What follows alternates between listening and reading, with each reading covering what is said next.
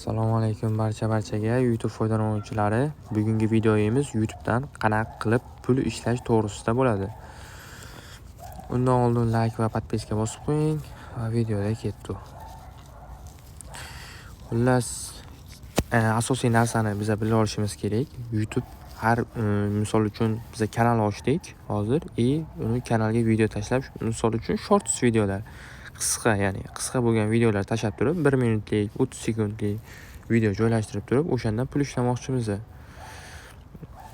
Buning uchun O'zbekistonda ham pul ishlasa bo'ladi, Turkmanistonda ham, Qirg'iziston, Qozog'iston, hamma davlatlarda pul ishlasa bo'ladi YouTubedan. Qayerda bo'lishimizdan qat'iy nazar. Faqat bizning video rolikimizni qayer ko'rishiga bog'liq. Ya'ni biz video joylashtirdik, uni o'zbek auditoriya, misol uchun o'zbek auditoriya ko'radigan bo'lsa, YouTube bizga kamroq pul to'laydi. 1 millionta o'zbek odamlar ko'radigan bo'lsa, kamroq, ya'ni $10 dan $30 gacha atrofida pul to'laydi YouTube 1 millionta bo'lgan shorts videoga. Agar Amerika yoki Yevropa davlatlari ko'radigan bo'lsa, $30 dan $60, $70 gacha pul to'laydi bizga YouTube platformasi. O'zi YouTube albatta qanaqa bundan pul ishlaydi degan savol kelishi mumkin. YouTube pul ishlash sababi biz shorts videolar joylashtirganimizda orasida YouTubening o'zining shaxsiy reklama sahifasi chiqadi. O'shandan reklama berayotgan odamlar YouTubega pul to'laydi. O'shandan YouTube foyda qiladi va bizga ozroq ma'lum bir qismini pulini bizga beradi. Odamlar videomizni ko'rgani uchun. Xullas, bizlarga kerak bo'ladi yangi Gmail. Umuman ishlatilmagan kanal yo'q bo'lgan Gmail kerak. Mana albatta bizda bitta shunaqa Gmail bor. Gmail ochishni ham agar bilmaydiganlar bo'lsa, izohlarda yozib qoldirsanglar, keyingi videoda Gmail ochishni ham o'rgatib o'taman. Kanal yaratish bo'limiga o'tamiz. Mana bizda hech qanaqa kanalimiz yo'q. Hali yangi akkaunt bu. Kanal yaratish va bo'limiga o'tamiz bu yerdan. Bizda so'rayapti rasm qo'yishni, ya'ni avatar qo'yishni birinchisida, ikkinchisida kanalning nomi, uchinchisi identifikator, ya'ni lichka. Biz misol uchun futbol haqida tema, futbol to'g'risida video rolik joylashtirishimiz mumkin kanalimizda.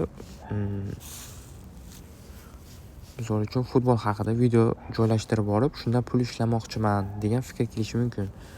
Bizda linkini yozamiz. Odamlar, ya'ni poisk bergan vaqtida YouTube'da qidirib, o'sha narsani topib olishlari uchun futbol TV misol uchun 1 bo'shi bo'lsa agar oladi. Mana futbol TV 1093 kanalning nomi bu yerda. Bu yerda poisk bergan vaqtida bu chiqmaydi, faqat nomi bu. Futbol. Saqlash.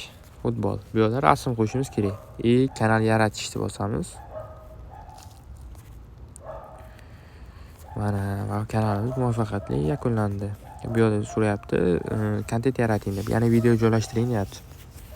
Kanalni tahrirlash orqali yana narsalarni o'zgartirsak bo'ladi. Bu yerda murojaat shakllari, ya'ni sizga yozmoqchi bo'lgan odam qanaqa murojaat qilish kerak, nima deb yozish kerak degan mana shu yerda plus ishorasini bosib turib, qanaqa murojaat qilishini yozib qoldirsangiz bo'ladi. Kanalning URL manzili bu. Bu yerga hech nima tegmaymiz. Bu yoq hozircha kerak emas sizlarga. Tavsif bu. Ya'ni futbol haqida misol uchun video qo'yadigan bo'lsak, mana shu yerdan yozishingiz mumkin. Bizda kuzatib boring, misol uchun har kuni futbol to'g'risida videolar joylashtirib boramiz.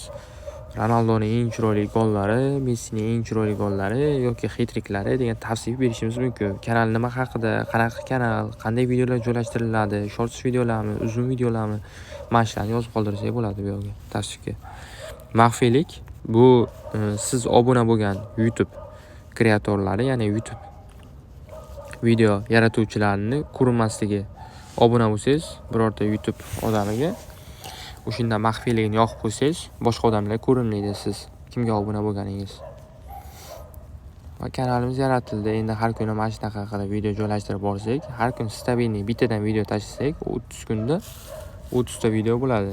Albatta YouTube buni rekka olib chiqadi. Olib qoldim desa, bitta videoni YouTube rekka olib chiqadi.